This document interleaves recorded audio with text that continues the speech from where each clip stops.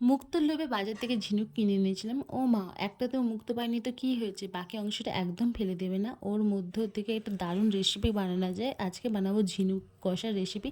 ভাবলাম তোমাদের সাথে শেয়ার করি। আর হচ্ছে চলুন ভিডিওটা পুরো অবধি শেষ পর্যন্ত দেখবে। আর ভিডিও ভালো লাগলে লাইক, শেয়ার, কমেন্ট করে দেবেন। তো এখানে ঝিনুকটা ভালো করে বের করে ভেতরের অংশটা ভালো করে বের করে ধুয়ে নিয়ে এখন নুন আর হলুদ জলে সেদ্ধ করতে বসিয়ে দিয়েছি।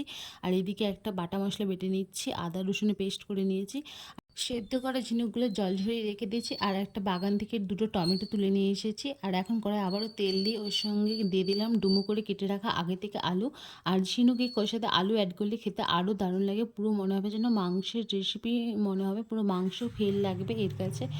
আর যেটা দিয়ে ভাত বা রুটি দুটোই খেতে ভালো লাগে। আমার তো এই ঝিনুক কষার মধ্যে আলু দিলে আরও ভালো লাগে খেতে। তো আলুগুলো ভেজে এখানে তুলে নিয়েছি। তারপর সেদ্ধ করে রাখা আগে থেকে ঝিনুকগুলো এর মধ্যে কড়ার মধ্যে দিয়ে এটা ভালো করে এপিট ওপিট করে এখন ভেজে নেবো, যাতে এই ঝিনুকের মধ্যে যে একটা সোঁদা মাটির গন্ধ থাকে সেটা যেন একদম উবে যায় বা চলে যায়।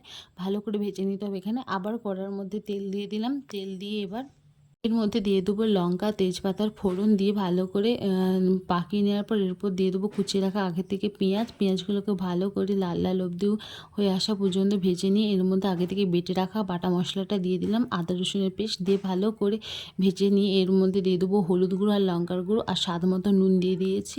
দিয়ে আর দিয়ে দিলাম টমেটো কুচিগুলো দিয়ে জল দিয়ে ভালো করে এখন মশলাটা কষবো যতক্ষণ না মশলাটা হালকা হালকা পুরো গলে যায় আর টমেটোগুলো একদম যাতে গলে যায় সেই পর্যন্ত মশলাটা কষতে হবে। যখন আমার মশলাটা এখানে পেস্টটা পুরো যখন গলে গেছে এবং তেল ছাড়তে শুরু করে দিয়েছে, এই সময় আমি আগে থেকে ভেজে রাখা ঝিনুক আর আলুটা দিয়ে দেবো। দিয়ে ভালো করে হচ্ছে এখন হচ্ছে এটাকে এখন কষিয়ে নেবো।